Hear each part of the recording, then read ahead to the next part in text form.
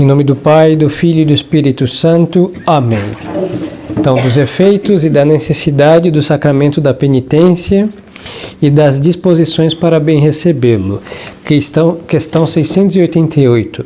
Quais são os efeitos do sacramento da penitência?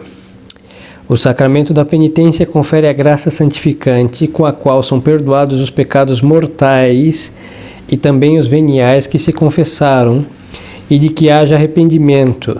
Comulta a pena eterna e temporal, da qual também é perdoado uma parte maior ou menor, conforme as disposições do penitente, faz reviver o merecimento das boas obras feitas antes de se cometer o pecado mortal, dá à alma auxílios oportunos para não recair no pecado e restitui a paz à consciência. Então vamos ver todos estes efeitos aqui. Primeira coisa, quando a gente se confessa de tudo que a gente lembra, nós primeiro que já havíamos visto, mas não é em vão a repetição, nós estamos obrigados por lei divina a confessar todos os pecados mortais que nos lembramos. Se a gente esconde um pecado mortal, a nossa confissão é inválida e sacrílega. Se a gente esquece um pecado mortal, falo dos mortais, mas vou me confessar, confesso o que eu me lembro, aí eu me esqueci de alguma coisa, aquele pecado esquecido, ele está perdoado. Por quê? Porque é impossível a majestade divina perdoar uma coisa e não outra. E dada a fragilidade do homem, que não se lembrou, não se esqueceu, danou-se. Tem que confessar de novo e dizer que escondeu e fazer outra confissão e dizer que foi uma confissão sacrílega. Agora, quando se trata de um pecado mortal que eu me esqueci na confissão, aí eu estou na fila da comunhão, me lembro, posso comungar porque é um pecado esquecido, mas como estou obrigado a submeter os pecados mortais às chaves da igreja, eu tenho que dizer numa confissão seguinte, padre, ou depois, não durante a missa, não dá para confessar os senhores aí, se ajoelha, não. Terminada a missa, ação de graças, chama o padre, eu me esqueci de confessar uma coisa. Aí se vai ao confessionário e começa a confissão, padre, eu me esqueci, porque se foi escondido, a confissão foi sacrílega, a comunhão foi sacrílega, aí é só mazela. Agora, se é esquecido, por quê? Está perdoado, sim, porque Deus perdoa todos os pecados, quando Ele perdoa tudo, quando nós nos arrependemos. Temos a obrigatoriedade de dizer os pecados mortais todos, mas se nós não nos lembramos, Deus não pede uma coisa impossível, não. E aí, quando nos lembramos, Ele manda que submetamos este pecado às chaves da igreja. Os senhores estão me entendendo? Por que isso? Porque no modernismo dizem, não, basta fazer um propósito de confessar e depois comunga e confessa. Não, isso é sacrilégio. Entendeu? São Paulo diz que quem comer o corpo e beber o sangue do Senhor indigno será réu do corpo e sangue de Cristo. Então nós temos que nos lavar para ir até o altar receber a Santíssima Eucaristia. Agora nós nos esquecemos, o ser humano é sujeito a muitas falências, dentre elas esquecer as próprias faltas, isso daí é normal. Agora esconder não tem outro remédio que se arrepender e tem que dizer, padre, eu me escondi tal coisa. Então há uma diferença abismal entre esquecer e esconder. Os senhores entendem? O esquecido está perdoado e quando for lembrado deve ser confessado. Agora o escondido deve se arrepender disso, do pecado escondido, confessar e se comungou depois tem que dizer. E eu falo os pecados mortais. Agora, os pecados veniais é o seguinte, nós não somos obrigados a confessar os pecados veniais. Não somos obrigados. Mas são matéria suficiente, porque graças a Deus, às vezes as almas não têm mais pecados mortais. Mas para certas devoções, como o primeiro sábado do mês, primeira sexta, tem que se confessar. Então não precisa roubar um banco ou matar alguém para se confessar, para ter algo que dizer ao padre. Não. Basta dizer os pecados veniais, que se lembrarem, e se estiverem no nível de não ter um pecado propriamente, algumas imperfeições, se diz um pecado grave do passado. Mas tem que avisar o padre: padre, eu me confesso de um pecado passado, já confessado, não sei, fiz tal coisa. Pronto, é matéria suficiente. Então, pecados mortais, somos obrigados. Os veniais é de muita valia confessá-los, porque a confissão dá vitória sobre os pecados. É a graça do sacramento. Então, contra todos os pecados, os veniais são matéria suficiente. Os mortais é matéria obrigatória de se confessar. E aí temos que pedir a Deus o conhecimento dos nossos pecados. E às vezes vai acontecer porque Nosso Senhor não mostra tudo de uma vez. A gente teria um infarto, hein? Então, com a medida que a alma vai se robustecendo, Deus vai dando a graça de conhecer coisas do passado. Entendem? Então, às vezes vão ouvir um sermão, tal coisa. Anotem, primeiro tem que se arrepender também, hein? Não é só se lembrar. Vão ler o livro, vão ouvir o catecismo desenterra bastante coisa, né? Mas então, fiz tal coisa, não sabia, e vai ao confessionário, e não é para entrar em pânico, de modo algum. Deus não vai dando uma carga que nos esmague, mas uma carga que possamos carregar. Então o desespero também não faz parte da obra da graça. Então, o efeito do sacramento, ele confere a graça santificante, então, qual são perdoados os pecados mortais e também os veniais. Por exemplo, alguém que tenha pecados mortais, confessou os mortais, mas não se lembra da multidão de venial que tem. Como só confessou os mortais, a multidão de veniais também fica perdoada. Por quê? Porque não é necessário de obrigatoriedade confessar os veniais, mas sim os mortais. Se não tem mortais, confessa os veniais ou um pecado grave do passado. Comuta a pena eterna e intemporal. O que acontece? Todo pecado é uma infração à lei de Deus. Vamos fazer uma comparação. Assim, quem viola as leis do trânsito tem a infração e a multa, certo? Quando a gente peca, a gente tem uma multa a pagar. E a multa chama purgatório, onde vamos ser chamusgados até ter pago o último centavos. Então, com um pecado mortal, nós merecemos o inferno, pena eterna. Com a confissão, a pena eterna fica temporal, ou seja, limitada a tanto tempo. O que era eterno fica temporal. Agora, se nós nos confessamos com arrependimento muito profundo, nós podemos, assim, somos capazes de que isso aconteça outros 500. Mas nós, se confessarmos com muito arrependimento, nós podemos ficar 0 quilômetros. Isso é capaz. Ou seja, com uma confissão contrita e humilhada, ser perdoado o pecado, isso é o essencial, e junto com o perdão dos pecados, perdoar todas as penas que merecíamos pagar nesta vida ou no purgatório. Por isso o catecismo diz: comuta a pena eterna e intemporal, da qual também é perdoada uma parte maior ou menor. Aí normalmente, é menor, porque a gente não vai com tanta, principalmente uma confissão mal preparada, né?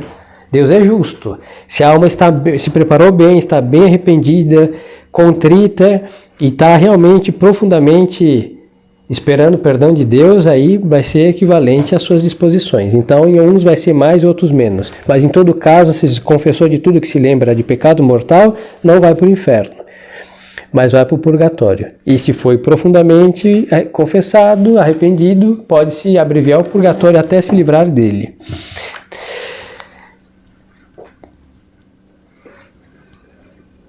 Por isso o padre diz aquela oração que normalmente os senhores não sabem, porque eles estão rezando no ato de contrição enquanto o padre diz. Depois da absolvição, o padre vai dizer: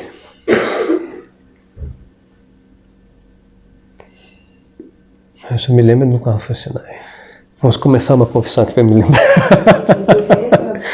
Não é isso. Aí tá.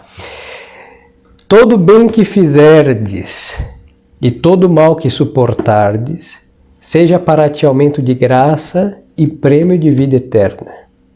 O que o padre faz? Todo bem, sabemos que fazer o bem é uma coisa árdua, e suportar o mal não é tão...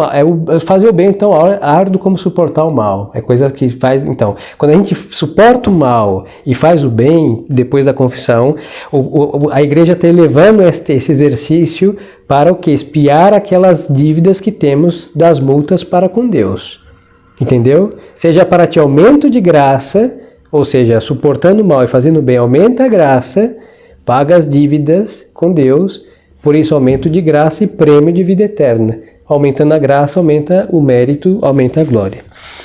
Por isso a gente sai da confissão com tudo para não pecar mais. Da nossa parte, a disposição, e da parte da igreja, que ela dá um empurrão para que a alma se endireite. Mas, ao resistir a esse empurrão, a gente está já determinando a próxima confissão, que será na terça-feira que vem. Isso é um grande problema.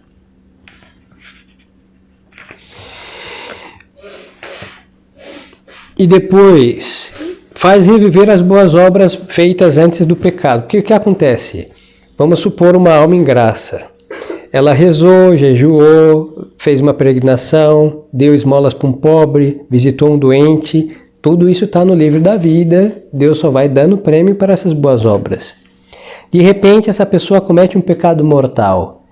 Todas aquelas boas obras que foram feitas morrem. Tudo. Perdemos tudo. Tudo por ralo.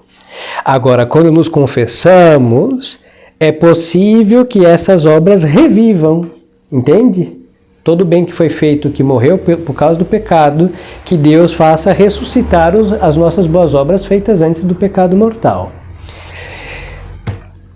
E elas vão ressuscitar à medida da nossa confissão, bem feita ou a meia boca. Por isso, uma confissão bem feita é capaz de deixar o sujeito em capacidade do potencial do sacramento. Uma coisa é onde ele chega, outra coisa é onde nós vamos. Então, é capaz de deixar uma pessoa a 0 quilômetros. Todos os centavos das multas pagas e todas as obras perdidas pelo pecado mortal ressuscitadas. É possível. Dá à alma auxílios oportunos para não recair no pecado, porque o sacramento da confissão, ele dá força para vencer o pecado. Dá a vitória sobre o pecado. Agora que a pessoa vence o pecado, depende, tem que sair da ocasião, não é? Porque só a confissão não faz tudo. Tem a nossa parte, fugir da ocasião, viver em oração, resistir à tentação. Mas onde tiramos força para rezar, resistir à tentação e fugir da ocasião? Da confissão. E dá a paz à consciência, porque a consciência, quando está em pecado, tem o verme que corrói. E não dá paz, não. Porque ele pecou, fez tal coisa, vai corroendo. E ao ser perdoado por Deus, esse verme morre e temos paz de consciência graças a Deus. Por isso, antigamente, quando as pessoas se confessavam, não tinha. Se tivesse, não, eram poucos, era por via de exceção. Gente depressiva, nem existia psicólogos, hein? Ou estavam loucos, completamente loucos, ou estavam com saúde mental, não era assim? E os loucos eram exceção. Às vezes, várias enfermidades mentais sempre existiram. Mas esse século de total, profunda tristeza e depressão, não. Por quê? Porque a confissão, ela robustece psicologicamente falando. Ninguém vai se confessar para não ir no psicólogo ou precisar de uma terapia, não é isso. Mas, fazendo todas as coisas como Deus deixou, a mente do homem também se robustece. Pela paz que Deus dá. Tendo paz com Deus, todas as outras coisas se endireitam. É muito simples. Questão 689. É o sacramento da penitência necessário a todos para que se salvem? O sacramento da penitência é necessário para se salvarem a todos aqueles que depois do batismo cometeram algum pecado mortal. Então é de necessidade para quem pecou depois do batismo, mortalmente. Agora, quando uma criança morre em estado de graça, por causa ou às vezes antes do uso da razão, 5 anos, não teve uso da razão, A graça batismal não foi perdida, porque só perde a graça batismal com um pecado mortal. Aí o grande drama do uso de razão, hein? São Tomás vai explicar que no primeiro ato de uso da razão, ou é um pecado mortal que a criança comete, ou é um ato de virtude. Quando a gente sai deste estado de infância, segundo a nossa consciência, não sabemos distinguir o bem do mal moralmente falando. Quando tem esse amadurecimento do uso da razão, ou é um pecado mortal, um ato de virtude. Aí a criança já está, então, se for um pecado mortal, confessionário. Por isso, na tradição católica, as crianças, mesmo que não tenham feito a primeira comunhão, se confessam. Aí toca ao padre saber se tem uso de razão ou não, e os pais também, ajudam muito. Aí depende do que ela disser e como ela disse, dá para saber, é interessante. Isso é muito, realmente, perdão, parênteses, a mim me impressiona muito. Primeiro, quando eu entrei em uso da razão, nem me lembro. Mas ao ver as crianças que entram, é muito interessante. Porque não tem como mentir para si mesmo que aquilo que não é pecado. A criança é muito sincera e sabe que é pecado, hein? E às vezes tem 5 anos, você vê chegar uma coisinha que se ajoelha, você pensa que não tem ninguém, escuta uma voz, uma alma penada. Não, uma criatura de joelhos. Você olha e o que... Ups! É verdade, não. Enfia o dedo no nariz. Pecado mortalíssimo. Não, tranquilo. Chutei o cachorro, depende. Por ódio do meu irmão. A coisa está mudando. Agora dá para saber, hein? Porque o modo com que dizem e o conhecimento daquilo, às vezes é porque a mãe disse que estava errado. Você sabe quando eles estão igual um lourinho repetindo o que a mãe disse que estava errado, ou o pai. Mas quando é uma coisa que eles fizeram e você percebe na acusação que foi um ato consciente. E às vezes tem 5 anos de idade a criatura. Por quê? Porque isso de se enganar como pecador, se enganar que não tem pecado, é coisa de adulto. As crianças são transparentes. Porque Deus realmente nos faz de tudo para nos salvar. Mesmo o filho de Adão e Eva tropeçando com seus 5, 6 anos, Deus dá graça de se levantar. São os grandes tropeços que nós vamos justificando que faz com que as pessoas achem que seja pecado matar e roubar somente. Só tem 2 mandamentos da lei de Deus, não roubar e não matar. Os outros 8 eles anulam. Mas quando é criança isso não, são 10, sabem direitinho. Porque está escrito, mesmo que eles não tenham feito catecismo, está escrito na consciência de cada um, não tem como fugir disso. Para fugir disso tem que correr muito para ficar longe dessa lei, muito. Isso é interessante. Então, pecado mortal depois do batismo, a solução é para a salvação, confissão. É bom confessar-se com frequência? Sim. Questão 690. Confessar-se com frequência é uma coisa ótima, porque o sacramento da penitência, além de apagar os pecados, dá as graças necessárias para evitá-los no futuro. Mas é assim, é confessar com frequência, sem obsessão de confissão. Graças à crise da igreja, a gente só se vê uma vez por mês. Mas assim, quando se tem um padre fixo, o problema é o seguinte, que nós temos a maestria, a proeza de fazer de uma graça uma desgraça. Por quê? Quando os sacramentos são fáceis, a gente o quê? Acaba, pela frequência, perdendo a seriedade. Aí quando são escassos, a gente sofre pela escassez, mas por outro lado a gente dá um pouquinho mais de valor. Então, por exemplo, se confessar daqui 1 mês, só de pensar nisso temos que pensar 2 vezes antes do pecado, porque vai que morremos. Agora, quem tem um padre atravessando a rua, se não tem temor de Deus, vai ser assim, pecou, atravessou a rua, pecou, atravessou a rua, pecou, atravessou a rua, pecou, atravessou a rua. E tantas confissões fáceis, muitíssimas são inválidas. Por quê? Porque não tem arrependimento, não tem propósito de emenda, não tem exame de consciência, não tem dor do pecado. Diz como se estivesse enviando mensagem para alguém, dizendo bom dia, ou fica vulgarizada a confissão. Então é bom se confessar com frequência, mas uma confissão bem feita. Aí quem tem a dita 1 vez por semana, para uma pessoa leiga que pratica a virtude, penso que 15 dias é o normal. Não, mais 1 vez por semana está ótimo.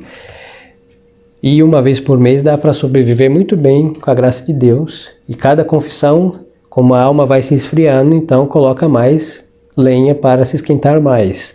Devia ser isso.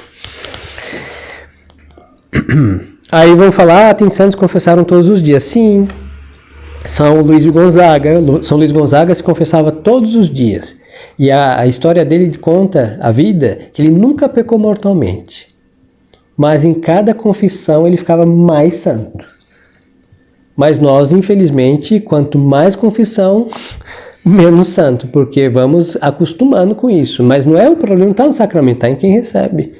Então não é uma questão de quantidade de confissões, são confissões bem feitas, e se forem bem feitas e frequentes, serão mais proveitosas. E isso porque apaga os pecados. Então apaga os pecados mortais, dá vitória sobre os pecados mortais, dá vitória sobre os pecados veniais também, e depois impede as imperfeições da alma. As más inclinações ficam bombardeadas pelas confissões. Por isso é um meio muito eficaz de santificação. 691. Tem o sacramento da penitência a virtude de perdoar todos os pecados, por muitos e grandes que sejam? Sim. O sacramento da penitência tem a virtude de perdoar todos os pecados, por muitos e grandes que sejam, contanto que se receba com as devidas disposições. Aí vocês vão dizer, mas padre, já vimos ou veremos mais uma vez que tem pecados que Deus não perdoa. Porque está escrito que aquele que pecar contra o Espírito Santo não será perdoado. Está escrito. Então por que aqui está dizendo, o catecismo está a dizer que tem todos, por grandes e muitos que sejam os pecados, são perdoados? Porque naqueles pecados contra o Espírito Santo, as pessoas não querem ser perdoadas. É uma coisa é não querer ser Deus. Se alguém não quer um favor aqui, o que a gente faz? Não dá. Vai forçar a fazer um favor? É simples. Então Deus quer perdoar o sujeito, mas ele não quer ser perdoado por Deus. O que Deus vai fazer? Não vai perdoar. Por quê? Porque ele não quer. Deus quer perdoar, mas o sujeito não quer o perdão. Assim, fica assim. Então, todos os pecados, por exemplo, Judas, infeliz traidor, se ele tivesse se arrependido, porque ele não se arrependeu, ele se desesperou, e isso é um pecado grave, mas se ele tivesse se arrependido, ele teria perdão. É verdade que Nosso Senhor disse, ai daquele que traiu o Filho do Homem, antes não houvera nascido. Por quê? Porque Nosso Senhor, como Deus, sabia que Judas não ia se arrepender. Por isso, antes ele não tivesse nascido, ou seja, é pior, é menos... Antes não nascer do que nascer está no inferno. Pois então, agora pode-se ter feito, não sei, um genocídio, desde que se arrependa, maltratado quem for, feito o que tenha feito, mas se arrependeu, se confessa, é perdoado, porque Deus prometeu ao arrependido, confessado, sair perdoado. Isso daí são palavras de Deus. 692. Quantas coisas são necessárias para fazer uma confissão bem feita?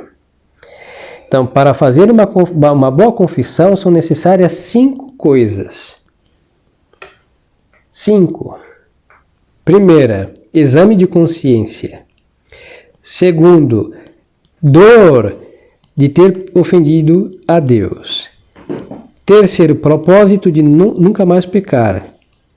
4, acusação dos próprios pecados. E 5, satisfação ou penitência. Então sempre já havia dito e repito, porque é o memotécnico. Assim nós não esquecemos. Para se confessar, quando a gente ensina para as crianças, são os 5 dedos da nossa mão. O dedo polegar, exame de consciência, porque é uma coisa gorda e desagradável ficar olhando para as próprias mazelas. Dedo polegar, que é o mais gordo da mão. Tem exceções, mas normalmente é o polegar. Segundo, indicador, que é a dor, porque a dor enfia o dedo na ferida que foi detectada pelo exame de consciência. Temos que ter dor pelo pecado.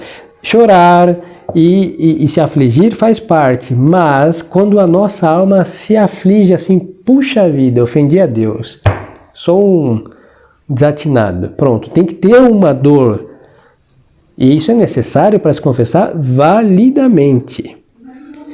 Depois, o dedo maior de todos é o propósito de nunca mais pecar. Por quê? Porque o maior de todos faz com que o exame e a dor seja intenso e a acusação sincera e a penitência bem feita depois. É o mais importante. Quem tem o propósito de emenda, de não pecar mais, faz realmente reluzir a misericórdia de Deus na alma, fazendo uma confissão sincera, tendo dor real e tendo um bom exame de consciência.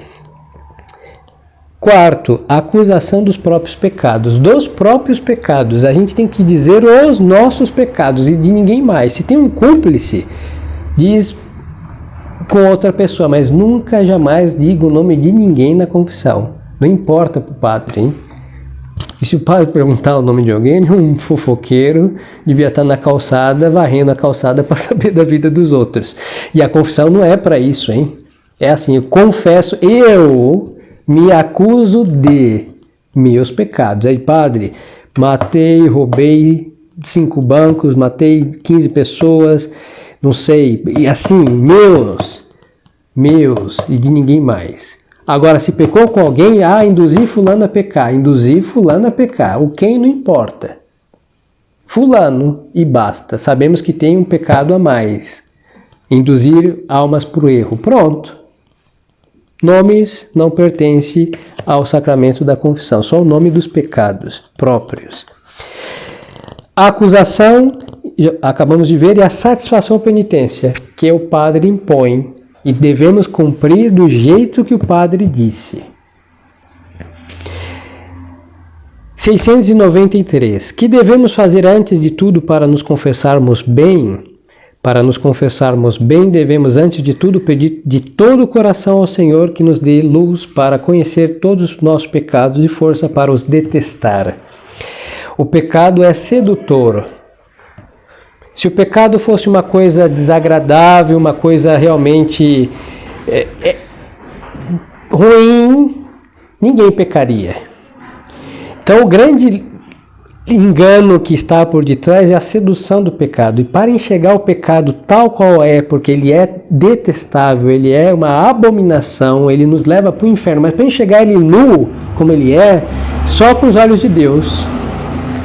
Só os olhos de Deus mostram o que é o pecado, porque os nossos olhos veem o que é conveniente, utilitarismo, as vantagens que tiramos pecando, os êxitos que nós temos pecando humanamente, se tem muito êxito.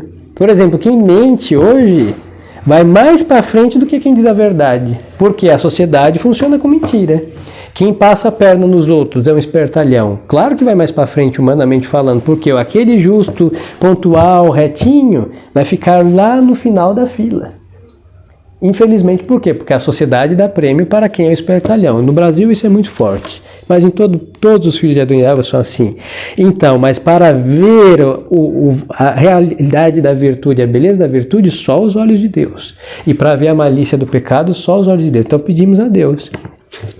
O santo Curadars, e com isso concluo, que nunca também pecou mortalmente, ele pediu uma vez a Nosso Senhor que lhe dera o conhecimento do pecado. E chegou a um ponto que ele falou: Senhor, basta, é muita maldade. Isso que ele nunca pecou mortalmente, hein? Imperfeições levíssimas teve em toda a sua vida. Agora imagine o pecador que pecou mortalmente. E nós precisamos, porque já que a sedução nos arrasta para o pecado, é só o conhecimento da malícia do pecado que vai nos afastar dele. Ou seja, conhecê-lo com seus chifres, com sua cauda, com suas chamas, o diabo tal qual é. Porque se ele aparece vestido de luz, vamos segurar nas suas mãos e ir até onde ele fechar a porta e tirar o vestido e mostrar como ele é.